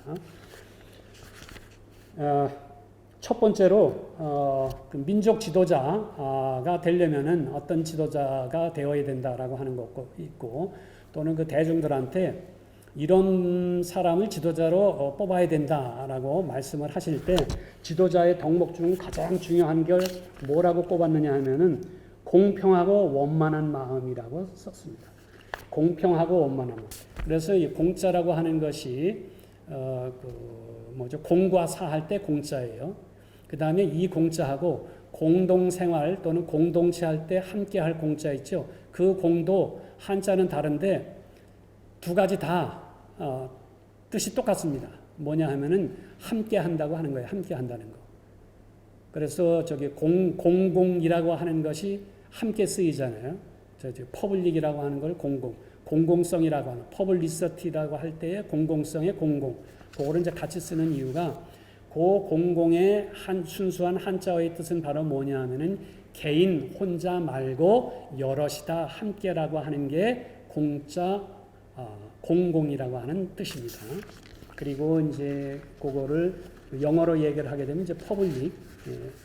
그건 꼭 결국 뭐냐 하면은 사람들 다수, people 그런 뜻이 바로 이제 공입니다. 그리고 이제 공평 정직한 마음, 그리고 아까 우리 그 구익균 선생이 흥사단에서 협동조합 만들 때 그 협동조합의 이름을 뭐라고 했다고 했습니까? 공평이라고 했죠, 공평. 그래서 이제 공평이라고 하는 의미로 사용했을 가능성이 많다 이렇게 볼 수가 있습니다. 그래서 이 공평이라고 하는 것은 함께 하는데 여러 사람이 똑같이 골고루 한다라고 하는 평등의 의미가 본래부터 이제 내포가 되어 있었다 이렇게 볼 수가 있겠죠. 근데 이제 문제는 평등을 정치적인 의미에만 주로 국한이 되어 있었어요. 또는 그 신분적인 의미에만 주로 국한이 되어 있었어요. 그런데 1920년대 이후에는 경제적인 평등까지 이제 내포하게 되는 것이다. 이렇게 해석할 수가 있겠습니다. 그 다음에 이제 사업, 일을 구별을 할 때 이분이 사업에는 공적 사업과 사적 사업이 있다. 그리고 공적 사업과 사적 사업을 어떻게 구별하느냐 하면은 자기의 몸이나 집을 위하여 하는 것이 사적 사업이고 국가나 민족이나 인류를 위하여 하는 사업은 공적 사업이다. 그래서 공은 자기 또는 지방 또는 당파 이런 걸 뜻하는 것이고 사라고 하는 것은 그런 거죠. 이제 공이라고 하는 것은 국가, 민족, 인류 이렇게 구별을 했어요. 그러면서 여러분들이 독립운동할 때는 반드시 명심해야 될 것이 뭐냐 하면은 공과 사를 구별하시오. 이런 말씀을 한 것을 볼 수가 있습니다. 그리고 독립운동자들은 모름지기 어떻게 그 일을 해야 되냐 하면은 공론에 입각해서 공론을 따라야 된다. 이렇게 주장을 했어요. 그래서 공론의 중요성, 그 민족 통일을 할 때에는 바로 그 공론의 중요성을 얘기를 하는데 그 공론이라고 하는 것은 바로 국민 다수의 공변된 의사를 말하는 것이다. 그리고 국민 대다수의 공통된 여론, 이거를 모으려면 어떻게 해야 되느냐. 각 지역의 모든 단체의 대표들이 모아서 합의를 해야 그게 바로 공론이 되는 것이다. 그리고 그 공론이 모아져야지 통일이 되는 것이다. 이런 식으로 말씀을 하고 있습니다. 따라서 이때 그 공이라고 하는 것은 공평을 뜻하기도 하고 공론의 공자를 뜻하기도 하는 그런 의미가 담겨져 있습니다. 근데 주의라고 하는 말을 어느 때 쓰셨나 이렇게 살펴봤는데 이상하게 주의라는 말을 쓴 것을 찾아보기가 참 힘들었는데 일부러 하도 이념과 주의 갖고 맨날 싸우고 그러니까 그래서는 안 되겠다라고 이제 생각을 하셔서 그런지 본인은 그 주의 같은 거를 잘 안 쓰셨더라고요. 그런데 1916년에 주의를 썼는데 주의를 이런 식으로 분류를 했습니다. 인류 사회에 계통적인 세 개의 커다란 주의가 있다. 철학으로 발달한 이 세상은 이를 조리 있게 정리해서 첫 번째는 개인주의, 두 번째는 소수인의 특종주의, 제3은 공동주의라고 하나니 공동주의는 그 목적한 사업이 소수인의 힘으로는 도저히 그 효과를 얻지 못할 경우에 대비해서 전부가 일체 동력하는 자를 이릅니다. 그래서 주의를 나눌 때 아주 간단하게 나눴어요. 뭐냐 하면은 개인 중심의 개인주의, 그 다음에 소수 특권중 중심의 특정주의, 그 다음에 국민 대다수가 중심이 되는 여러 사람의 중심이 되는 공동주의, 이런 식으로 나누었어요. 따라서 이분이 만약에 그 대공주의라고 하는 용어를 사용을 했다고 한다면 어떤 의미로 사용했겠습니까? 바로 여러 사람을 중시하는 그 공동주의, 이런 의미로 사용했을 가능성이 있겠다, 이렇게 얘기할 수가 있습니다. 그리고 이제 아까 제가 얘기했었던 그런 얘기인데요. 1926년도에 미국에서 중국으로 와갖고 민족 통일을 위해서는 사회주의, 공산주의냐, 민족주의냐, 이렇게 주의, 이념, 당파 이런 걸 다 초월을 해서 하나로 통합을 해서 하나의 커다란 독립운동 정당을 만들어야 된다, 이런 주장을 펼치면서 이렇게 얘기를 했습니다. 혹은 나에게 묻기를 네가 가진 주의는 무엇이냐 하겠지만은 나는 나의 가진 주의가 무엇인지 나도 무엇이라고 이름 지을 수 없습니다. 민족주의도 아니요, 공산주의도 아닙니다. 나는 민족주의도 아니고 공산주의도 아니다, 이렇게 얘기를 했어요. 그렇지만 나는 사유재산을 공유하자는 데는 많이 동감합니다. 왜 그런가 하면 우리 민족은 전부 빈민의 현상을 가지고 있는 까닭에 부자와 자본가의 권리를 깨지 않고는 빈민의 현상을 바꿀 수 없는 연고이오다. 그러나 오늘날 우리 경제 곤란이 심하다고 단순한 경제혁명으로만 할 수는 이미 말한 대로 될 수 없으며 우리 민족을 압박하는 일본을 대항하며 나가자는 민족적 현상을 절규하면은 자기의 주의가 무엇이든지 같은 소리로 나갈 수 있습니다. 대한 사람이면 어떤 주의 주장을 막론하고 이 민족혁명에 같이 나갈 수 있습니다. 이렇게 주장을 했어요. 자, 이것은 무엇을 뜻하는 것입니까?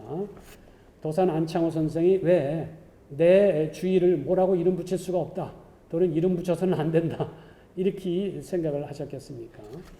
민족 통일을 위해서는 주의와 이념을 넘어서는 것이다, 또는 주의와 이념 이전에 민족 해방이 더 중요한 과제다, 이런 말씀을 하시기 위해서 이렇게 얘기하는 것이 아닌가. 그래서 나는 민족주의도 아니고 공산주의도 아니다. 내가 무슨 일을 할 때 결국 민족주의자 편 들어주는 거 아니냐, 공산주의자 편 들어주는 거 아니냐, 그런 식으로 비난하지 말라라고 하는 그런 의미가 담겨져 있다고 볼 수가 있을 것 같습니다. 그리고 이제 여기에서 그런데 중요한 것은 자기가 사유재산을 주장한다, 이렇게 내세우지는 않았다는 거예요.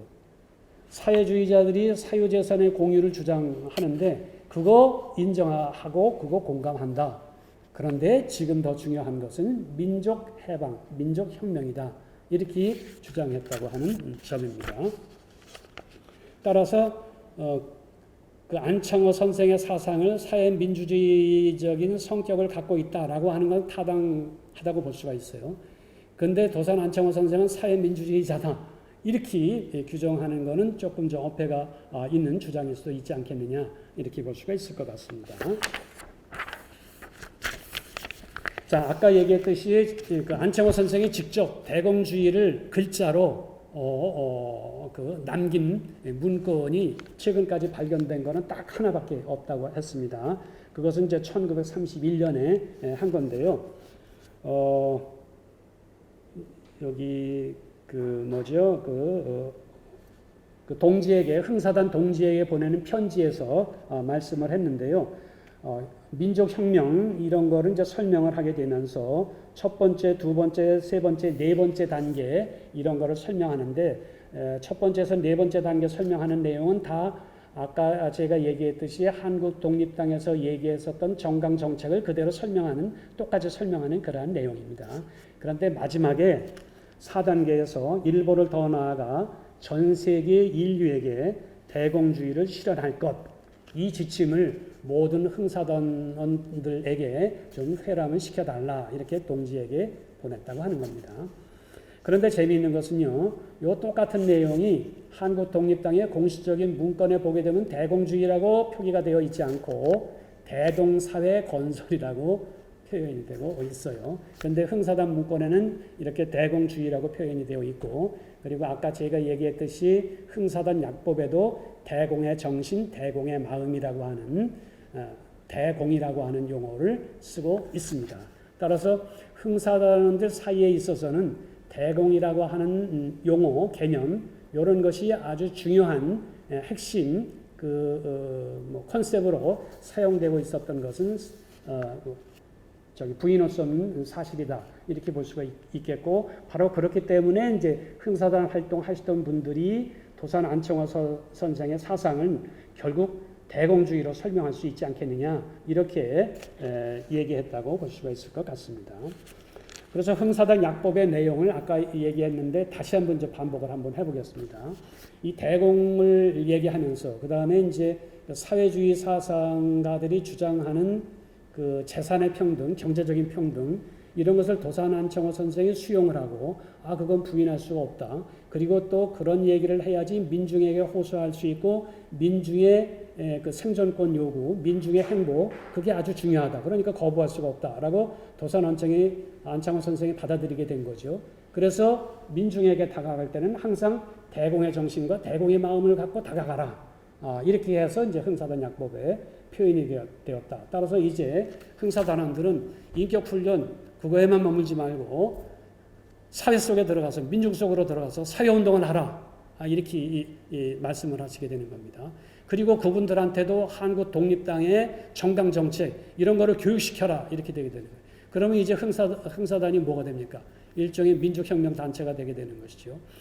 기존의 그 인격훈련 단체를 사회운동, 정치운동 단체로 만드는데 핵심적인 고리 역할이 대공이라고 하는 컨셉이었다라고 이제 볼 수가 있을 것 같고, 그거는 흥사단이 이제 민중에게 뿌리를 내리는 하나의 전략적인 선택이었다라고도 볼 수가 있습니다.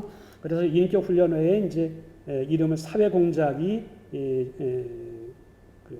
그게 되었고, 이제 무실력행을 할 때 옛날에는 그냥 무실력행이었었는데 이제는 이거하고 뭐하고 결합시키라고 하면은 대공의 이상에 적응하여 민중에게 고취한다. 너만 하지 말고 민중들도 인격훈련시키고, 그러면 민중들도 대공의 이상세계로 같이 가라. 이런 그 메시지를 주었다라고 볼 수가 있습니다. 그 다음에 이제 세 번째로서 대공의 정신을 적극 발휘하여 민중의 행복을 위하여 분투 노력하기로 명확함, 이런 것이 이제 나타나게 되고, 이런 그 지시를 받게 되니까 흥사단에서는 이제 도산 안청호 선생의 그 사상을 그 대공주의로 이렇게 이해를 하게 되었다라고 볼 수가 있을 것 같습니다. 자, 그러면은 그 다섯 번째로 도산 안청호 선생의 대공주의와 조서환 선생의 삼균주의를 비교를 해보도록 하겠습니다. 한국 독립당의 그 당위와 당강 이런 거 만들 때 안창호 선생, 조서환 선생을 포함해서 7분이 기초했다고 했죠. 거기에 기초한 그 핵심적인 내용이 뭐냐 하면은 정치적인 균등, 경제적인 균등, 교육적인 균등을 실현해서 민주사회를 건설한다고 하는 것. 그 다음에 민족혁명을 하게 되는데 군사적인 투쟁도 할 뿐만이 아니라 소규모의 투쟁적인, 전투적인 그러한 그 의열투쟁과 같은 것도 하자고 하는 것, 이것을 겸비한다고 하는 거예요. 지금까지는 특히 대한민국 임시정부 옛날에 할 때 그 준비론자 이렇게 이제 알려져 있었는데요. 이 1930년에 한국 독립당을 만들게 되면서 도산 안창호 선생은 무장항쟁 투쟁 노선, 그 다음에 그 소규모의 의열투쟁 노선, 이런 걸 같이 배합하라고 했어요. 그리고 이제 민중 속으로 들어가서 투쟁하라. 이렇게 말씀을 하셨는데, 그게 바로 이제 그 한국 독립당의 당강에서 이제 나오게 되게 되는 것입니다. 그리고 그 한국 독립당이 나중에 대한민국 임시정부를 조직하는 핵심적인 지주적인 정당이 되게 되고, 그래서 그 당위와 당강이 대한민국 임시정부에서 앞으로 민족 해방이 되고 난 다음에 대한민국을 새로운 국가를 건설할 때 어떤 정책을 취할 것이냐, 정치, 경제, 교육 부문으로 여러 그 정책을 나열해 놓고 그것의 사상적인 바탕, 철학적인 기초 이런 거 다 만들어 놨는데 그 문건 이름이 뭐냐 하면은 대한민국 건국 강령이라고 하는 겁니다. 그래서 대한민국 건국의 기초적인 강령 이런 거를 만들었는데 그것을 그 기초한 사람이 누구냐 하면은 조서왕 선생이 기초를 했어요. 1940년대 초반에. 그리고 그 기초한 내용을 이제 대한민국 임시정부 국무회의에서 의결 통과를 해갖고 대한민국 임시정부의 공식적인 그 새로운 독립국가 건설 계획, 실천 프로그램 이런 것이 이제 되게 되는 것인데 그 토대를 도산 안창호 선생이 조직한 한국독립당에서 만들게 되게 되었던 것입니다. 그리고 그것을 이제 흥사단원들 같은 경우에는 대공주의로 주로 이제 설명을 하고 대공주의로 이해하고자 하고 조서왕 선생 같은 경우에는 거기에서 균등이라고 하는 용어를 빼갖고 균등이 세 개니까 삼균주의라고 하는 용어로 집어넣어서 계속 사용하려고 이렇게 이제 하게 되었던 것이죠. 자, 따라서 우리가 그 안창호 선생의 사상, 독립운동의 지도 이념 이런 거 얘기를 할 때 대한민국 건국 강령의 기본적인 토대를 만드는 조직 역할도 했고 그것의 기초 위원으로서 활동을 했다. 그 다음에 이제 그 당시에 그 정치적인 지도력 이런 거로 봤을 때에는 그 한국 독립당을 조직을 할 때 핵심적인 역할을 담당을 했을 것입니다. 그리고 그 그 자금 지원 이런 것도 안창호 선생이 주로 이제 뒷받침을 했었고 따라서 그 대한민국의 어떤 그 신국가 건설의 이념적인 토대 이런 것에 이제 안창호 선생이 아주 중요한 역할을 담당했다라고 말할 수가 있고 그거를 사상적으로 표현을 하자면은 대공주의라고 할 수 있겠다 이렇게 이야기를 하는 것입니다. 자, 그런데 여기에서 이렇게 이제 한번 저는 이제 이렇게 생각을 해봤습니다. 뭐냐 하면은 대공주의에 있어서 경제적인 평등 개념에서 요거를 들어가도록 한 아주 중요한 요소 요인은 뭘까? 이런 걸 한번 생각을 해봤는데 그것은 역시 그 사회주의 또는 공산주의 이런 것이라고 볼 수가 있겠어요. 그들과의 이념적인 경쟁에서도 이겨야 되고 또는 그들을 한편으로는 포용하는 그러한 입장을 가져야 되고 그리고 또한 민중의 지지를 이끌어야 되고 이렇게 되다 보니까 민중의 그 요구에 기반한 경제적인 평등이라고 하는 구호 강령 이런 게 이제 빼놓을 수 없는 중요한 요소가 되게 되는데 그 평등이라고 하는 요소가 들어가게 되는데 누가 중요한 역할을 했을까? 그리고 이제 그 학자들 사이에서 한국 독립당의 그 정강정책 기초위원들이 그 모여 있을 때 누구의 아이디어였나 이런 거 갖고 논쟁이 붙었는데 안창호 선생이 중심적인 역할을 담당했다 이렇게 이제 보는 견해도 있고 조서왕 선생이 중요한 역할을 담당했다 이렇게 보는 견해도 있어요. 그런데 이제 나중에 삼균주의라고 하는 이름으로 정교하게 체계화하는 작업은 주로 조서왕 선생이 했어요. 그렇게 되다 보니까 조서왕 선생의 삼균주의가 반영되었다. 이렇게 이제 일반적으로 학계에 많이 알려지다 보니까 도산 안창호 선생 사상을 연구하는 사람들 입장에서 보게 되면은 그 당시에 정치 지도적인 영향력이 이런 거로 봤을 때 도산 안창호 선생의 사상이 아이디어, 그 영향력 이런 게 더 큰 게 아니냐. 그래서 이제 대공주의다 해서 이제 강조가 되게 되는 겁니다. 근데 그 기초위원회 그 회의가 어떻게 진행됐는지 회의록이 안 남아 있습니다. 그래서 그 당시 누가 어떤 회의를 했고 기초는 누가 했고 교정은 어떻게 보고 그 교정할 때 아이디어는 누가 내고 이런 기록이 전혀 없어요. 그러다 보니까 결국 학자들 간에 상상, 추정 이런 거 할 수밖에 없는데요. 제가 제 나름대로 상상하고 추정을 한다면은 그 7분의 그 활동 이력의 특징이라든가 또는 그 사상적인 특징 이런 거로 이제 봤을 때에는 아까 제가 그 사람들하고 만났을 때 대화하는 스타일 그런 걸 얘기한 이유가 왜 그러냐 하면은 조상 선생 같은 경우에는 1917년에 이미 사회당이라고 하는 정당을 만들었어요. 그리고 이제 그 유럽에서 세계 그 사회주의자들의 그 총 대회를 한다고 하니까 거기에 한국 독립을 지원해 달라고 하는 서한문을 보내자. 그래서 한국 사회당이라고 하는 것을 그 조직을 해갖고 전문을 보내기도 했습니다. 그리고 1919년에 파리 강화회의에 참석하러 갔는데 이미 이제 회의는 끝났고 그래서 그 현지에 가서 사회당이라고 하는 것을 만들고 사회당 기관지도 발간을 하고 자기가 사회당 대표 역할을 하면서 유럽의 사회주의 그 세계 대회에 참가를 해서 한국 독립에 대한 승인을 이끌어내었어요. 그래서 이미 사회주의 사상은 이제 수용을 했고 사회당이라고 하는 정당을 만들었습니다. 그리고 그 사회당이라고 하는 정당을 만들게 되면은 거기에 뭐 정당 정책이 있어야 될 거 아니에요. 유럽에서는 다 정당하게 되면 정당 정책 다 있는데 그래서 어떻게 만들지 나름대로 다 고민을 해서 독립경이라고 하는 것도 만들고 그렇게 했어요. 그리고 러시아 혁명이 일어나서 1920년대 초반에 러시아에 직접 가서 코민테른의 그 공산당 대회에 참석을 했습니다. 그리고 거기에서 자기가 만든 그 사회당 있죠. 사회당 이름을 순수한 한글 이름으로 한살림당인데 한살림이라고 하는 거는 뭐냐 하면은 공산 있죠. 공산. 공산은 순수한 우리말로 해석을 하게 되면 한살림이 되는 거예요. 그래서 공산당을 순수한 우리말로 해석한 한살림당을 만들어서 코민테른에 가입 신고를 했습니다. 그러니까 이미 공산당을 만든 거죠. 그리고 러시아에서 이제 갔다 오고 중국 상해로 돌아오고 난 다음에 그 한살림 당이라고 하는 것을 만들고 그 당위와 당책 이런 것을 만들어서 1925년에 김상옥전이라고 하는 전기를 써서 만들어내었습니다.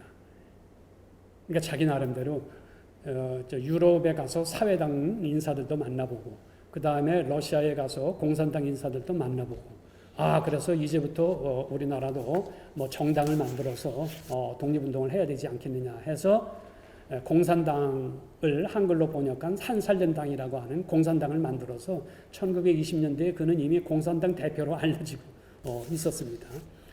그거를 조직한 경험이 있었어요. 그러니까 경제적 평등 그리고 공산당을 아우르고 그들의 지지 세력을 끌어내고 그들을 통합하려고 한다면은 그들을 설득할 수 있는 뭔가 논리, 내용 이런 거는 그래도 조소왕이 잘 알고 있지 않았을까 이런 생각이 들고요.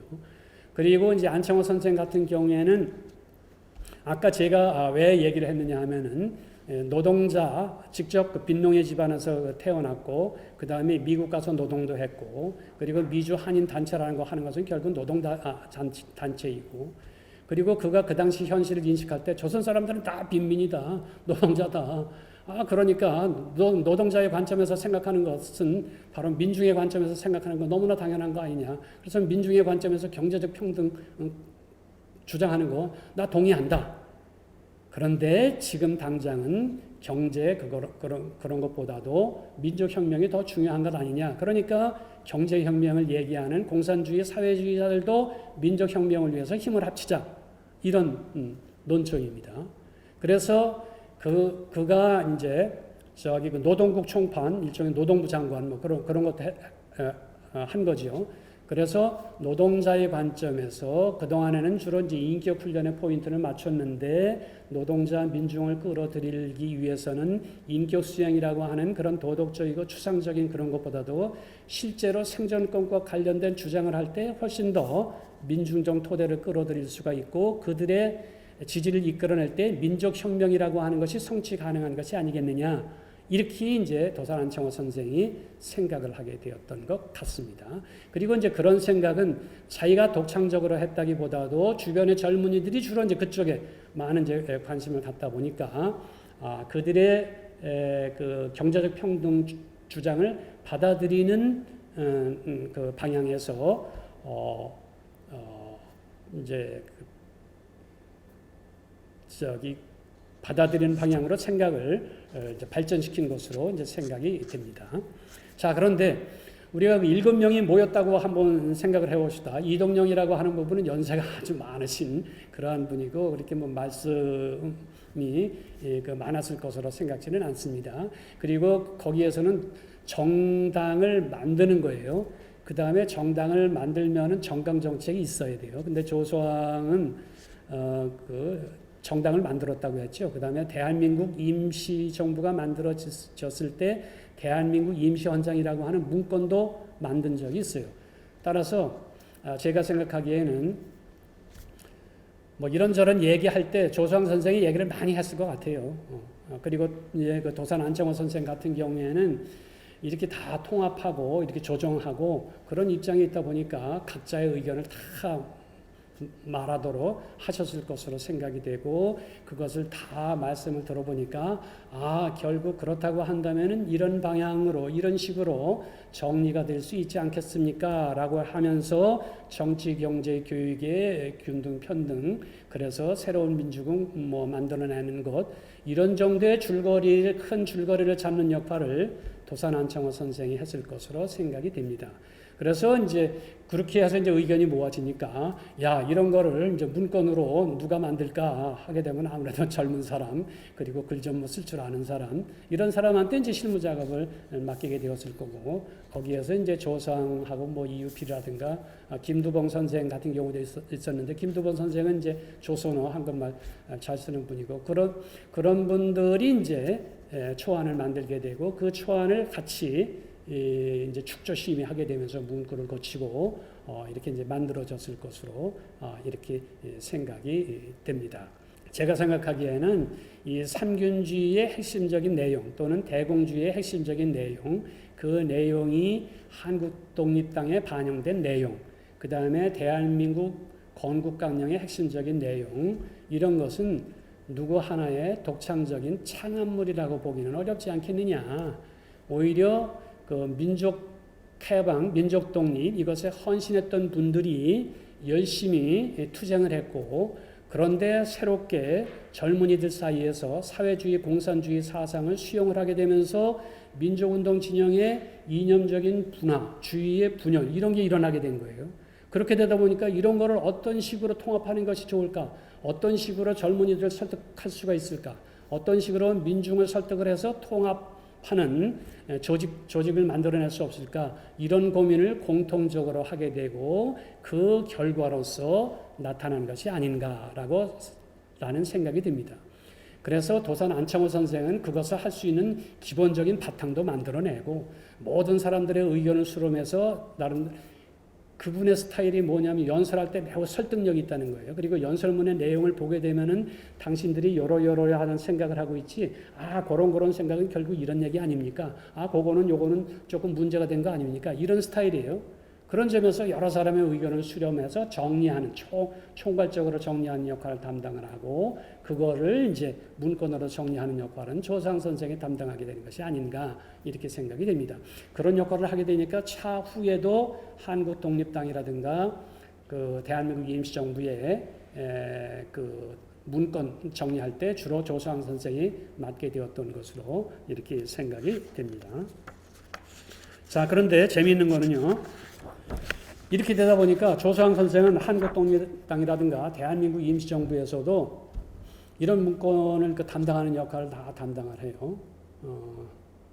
그러다 보니까 이제 자기 생각, 자기의 독자적인 생각 이런 것을 이제 집어넣게 되고 그래서 30년대 후반에 가게 되면은 조수왕 선생 같은 경우는 주의라든가 이념이라든가 이런 거를 가급적으로 사용을 안 하는데 삼균주의라고 하는 용어를 써요. 그리고 이제 정치적으로 고립이 될 때 그 삼균주의라고 하는 것이 더 두드러지게 나타나게 됩니다. 그리고 이제 대한민국 건국 강령을 만들 때에도 조수왕 선생이 초안을 만들게 되는데요. 초안에 대한민국의 건국의 그 정신은 삼균주의의 토대를 두고 삼균주의의 바탕을 두고 이렇게 문건을 집어넣었어요. 주로 이제 자기가 삼균주의의 철학적 체계, 역사적 뭐 기초 이런 거 다 만들어냈으니까 그런 욕심이 있었겠죠. 그렇게 해서 회의에 붙였는데 회의에서 반대에 부딪히게 됩니다. 근데 그 반대하는데 그 선봉에 섰던 분이 누구냐면 차리석 선생이에요. 차례사 선생은 이제 흥사단 지도자였었고 그러다가 보니까 이거 한국 독립당 만들 때 도산 안창호 선생이 더 중심적인 역할을 담당을 했었고 그리고 그 핵심적인 그 뭐 투쟁 방향이나 정책이라든가 이런 거 도산 선생의 영향이 큰데 조소왕의 개인성이 나타난 삼균주의를 쓰게 되면은 그 통합에 방해가 되지 않을까라고 생각을 해서 삼균주의라고 하는 용어를 배격을 하게 됩니다. 굳이 그 삼균주의라고 용어를 쓸 필요가 없다. 오히려 그 정부라고 하는 존재는 모든 다양한 의견들을 다 수렴하는 그러한 존재인데 특정한 이념주의 이런 것을 표방을 하게 되면은 정부의 통일성이라든가 통합성 이런 것에 저해가 된다. 그냥 굳이 주의를 표현한다고 한다면은 민족주의로 충분하지 그게 뭐가 필요하냐라고 해서 강력하게 반대를 하게 됩니다. 그래서 그 반대 의견이 수렴이 되어서 나중에 최종적으로는 어떤 결론이 나게 되냐 하면은 주의가 지워져요. 그래서 조소왕이 쓴 그 자료의 초안을 보게 되면은 처음엔 삼균주의 이렇게 썼다가 지우고 제도라고 바꿉니다. 삼균제도. 정치적인 그 평등제도 또는 경제적인 평등제도, 교육적인 평등제도 이런 것이 그 동양이라든가 한국의 역사 속에 그 제도가 이미 옛날부터 있었다라고 하는 그런 의미로 삼균 제도라고 하는 걸로 표현이 되게 됩니다. 그것은 그 조선 선생도 일찍부터 그 주의나 이념 이런 거 너무 표방을 하게 되면은 이념적인 대립, 주의의 대립에 그 소용돌이에 빠지는 결과가 될지도 모르니까 기피했던 거죠. 그래서 대한민국 임시정부에서도 공식적으로는 삼균주의라고 하는 용어를 쓰지 않았습니다. 그래서 삼균주의라고 하는 용어는 주로 조소왕 또는 조소왕 지지 세력에 국한되어서 쓰게 되고 그러다가 보니까 그 삼균주의 하게 되면은 조소왕과 그 직접적으로 연결이 되는 그런 개념이 되게 되었던 것이죠. 그래서 이제 그 흥사단의 그 영향을 이제 받았던 분들은 그 대한독립당의 지도 이념이라고 할까, 대한민국 그 정부에 참여했었던 흥사단 지도자들 같은 경우에는 대한민국의 건국 정신 이런 것을 삼균제도라고 부르는 것 또는 삼균주의라고 부르는 것을 거부하게 되고 오히려 조소왕 선생의 대공 또는 대공주의 이런 식으로 이제 설명하려고 하는 것이고 그것의 문헌적인 근거는 1930년대의 흥사단에서 대공의 정신, 대공의 마음, 그 다음에 민중 속으로 그리고 그때의 그 흥사단의 흥사단원들한테 도산 안창호 선생이 한국 독립당의 당위와 당강 이런 거 다 숙지하라 라고 지시를 했었던 것이죠. 따라서 대공주의를 대공의 마음을 대공의 정신을 직접적으로 실천했었던 흥사단의 이제 입장에서 보게 되면은 오히려 대공주의로 이해하는 것이 바람직하지 않겠느냐 이렇게 주장을 하게 되게 되는 것입니다.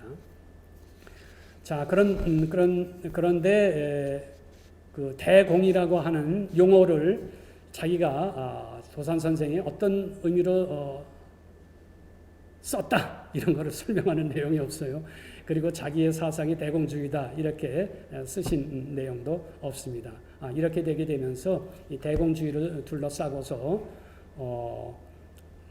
이제 다양한 해석도 이제 가능하게 되게 되는 것이죠. 자, 그런데 아까 그 말씀드렸듯이 이 대공주의를 1930년대 1920년대 후반 또는 1930년대 이후에 정치, 경제, 사상뿐만이 아니라 일생을 일관할 수 있는 그러한 사상이라고 해석할 때에는 어떤 의미를 지니고 있을지 그리고 그게 타당할지 이런 것도 한번 생각해 볼 수가 있습니다.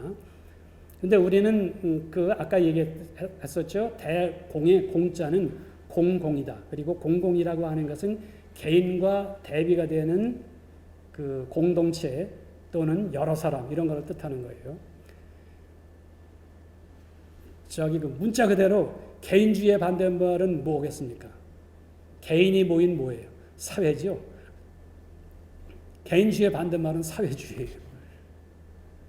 그리고 조수왕 선생도 그렇게 말씀을 하셨죠. 개인주의의 반대말은 뭡니까? 공동주의다. 이렇게 대비를 하셨잖아요. 그래서 그 다음에 그런데 오늘날 한국은 그 이념적으로 남북으로 분단이 되어 있어요. 그래서 남쪽에서 사회주의 이렇게 하게 되면은 아주 오랫동안 그 적대시되고 있고 이제 사용하기가 어려운 그러한 개념이죠. 그렇다고 보니까 이 사회라고 하는 뜻이나 여러 사람이 모인 사회라고 하는 뜻이나 조수왕 선생이 말씀하셨던 공이라고 하는 것 또는 그 공동주의라고 하는 공동이라고 하는 것, 그 다음에 그 공리협회에서 공자 있죠, 함께할 공. 그 다음에 대한민국은 뭐 민주공화국이다 할 때 공화국 있죠. 공화국은 바로 공론에 의해서 하는 공화국이에요. 그 공자나 똑같은 거예요. 공공. 한 사람 또는 소수가 아니라 여러 사람이 모인 그런 겁니다. 그런 거 중심으로 가자라고 하는 그런 겁니다. 따라서 문자 그대로만 얘기를 하게 되면은 개인주의와 반대의 말은 사회주의라고도 볼 수가 있고 공공주의라고도 볼 수가 있고 공동체주의라고도 볼 수가 있고 공공주의라고도 볼 수가 있다. 그런데 우리 도산 안창호 선생의 사상은 단순한 다른 사람들이 얘기하는 공공하고는 다르다. 그 의미가 훨씬 더 크다라고 하는 의미에서 대자를 붙이신 것이 아닌가. 그리고 그 대라고 하는 것은 당파, 계급 이런 것도 넘어서게 되고 인종과 국가 이런 것까지도 넘어서게 되는 거죠. 일종의 인류 공동체 이상을 표현하는 것이 아닌가. 그렇기 때문에 그 도산 안창호 선생께서 마지막 4단계에 대공주의를 세계에 실현한다라고 하는 것은 세계 인류주의 또는 국제주의 이런 것을 포괄하는 인류 공동체주의 이런 개념을 또 포괄하기 위해서 사용했던 것이 아닌가 이런 생각이 들게 됩니다. 그리고 그런 것의 바탕은 어디에서 마련이 되었을까요? 기독교가 바로 그런 거죠. 모든 인류는 다 하나님의 자손이다라고 하는 사회동포 사상의 기초에 있는 것이라고 볼 수가 있을 것 같습니다. 그리고 거기에서는 모든 사람들이 다 하나님의 자손이고 이 세상의 모든 것들은 다 하나님의 것이 아니겠느냐. 이제 그런 식의 생각. 그런데 이제 그런 것을 달성하는 방법이 투쟁적으로 계급 투쟁적으로 나가는 것이냐, 아니면은 노동자들끼리 또는 가난한 사람들끼리 힘을 합쳐서 서서히 나아가느냐, 평화적으로 이렇게 나아가느냐 그런 차이만 있을 뿐이다 이렇게 볼 수가 있을 것 같습니다. 그런 점에서 우리는 그 안창호 선생의 대공주의를 그렇게 그 이전까지 그 소급을 해석하고 그 다음에 서양의 다른 이념과 이렇게 연결시켜서 파악을 한다고 한다면은 그 기본적인 그 뭐 바탕이라고 할까요? 이런 것은 이제 그 구익균 선생이 그 회고했듯이 기독교 사회주의적인 그러한 그 전통 이런 식으로도 이제 해석 가능할 수 있지 않을까 이런 생각도 이제 해보게 됩니다. 그런데 이제 제 입장에서는요, 이분의 사상을 설명할 때 종교를 배제하는 이유가 흥사단에서는 특정 종교를 배제하지 않습니까? 왜냐하면 종교라고 하는 것이 또 다른 그 분쟁 대립의 요소가 될 수가 있기 때문에 흥사단이라고 하는 새로운 단체를 굳이 만들었던 이유는 종교도 넘어서고자 하는 그런 뜻이 아니었겠나. 그리고 대공주의라고 하는 용어를 공개적으로 사용하지 않은 것도 주의와 이념을 넘어서고자 했었던 것이 아니었겠는가 이런 생각을 해보게 됩니다. 이런 입장을 저는 그분의 그 사상에서 그분이 가장 많이 사용했던 것 이런 것 갖고 설명을 한다면은 무실력형 한마디로 정리할 수 있지 않을까 싶습니다. 그러니까 명분이라든가 뭐 이름이라든가 이런 게 중요한 게 아니라 지금 당장 인류에게 우리들에게 민족에게 가난한 사람들에게 당면하고 있는 그 현실적인 문제 하나하나에 온 힘을 다 바쳐서 최선을 다하는 것 이거야말로 가장 중요한 덕목이 아니겠느냐. 그러니까 이분이 종교가 어떻든 또는 주의와 이념이 어떻든 우리 모두 하나가 되어서 함께 사는 세상을 함께 사는 이상세계를 만들자 이렇게 말씀한 것이 아닌가 이런 생각이 들고, 그런 점에서 기존의 모든 사상, 이념, 선입견 이런 것들을 다 넘어서고자 하는 의미를 표현하고자 그 흥사단의 영향을 받은 분들이 클 때자, 공공자 이런 것을 써서 대공이라고 하는 큰 그릇에 담아서 그분의 사상을 이해하려고 하시는 것이 아닌가 이런 생각을 하게 됩니다. 그만큼 크기 때문에 사람들에 따라서 민주주의자다, 민족주의자다, 진보적 민족주의자다, 뭐다 이렇게 다양한 해석이 나오게 되게 되는 것이고요. 그러니까 다양한 해석이 나온다고 하는 것은 그분의 그 자기 사상이 뭐다라고 구체적으로 밝히고 책을 쓰거나 뭐 논문을 쓰거나 그러질 않으셨어요. 그분이 행한 것은 주로 편지를 쓰거나 아니면은 연설을 하시는 거예요. 그거는 바로 뭐냐 하면은 끊임없이 누군가를 염두에 두고 소통한다고 하는 거죠. 그리고 소통한다고 하는 것은 서로 상대방을 존중하고 상대방과의 신뢰관계를 형성하는 것, 이런 것이 더욱더 이제 중요하기 때문에 그런 역할을 담당을 했던 거죠. 따라서 비록 자기 스스로 나는 무슨 사상가다 이렇게 얘기를 하지 않았지만은 그는 몸소 실천을 함으로써 그 누구보다도 그 위대한 그 사상이 있음을 보여주는 것이 아니겠는가 이렇게 생각을 합니다. 바로 그렇기 때문에 오늘날의 많은 연구자들이 그분의 사상을 이해하기 위해서 여러 가지 용어 또는 여러 가지 관점에서 다양한 해석을 하는 것으로 생각이 됩니다. 예, 이상으로 오늘 강의를 마치겠습니다. 감사합니다.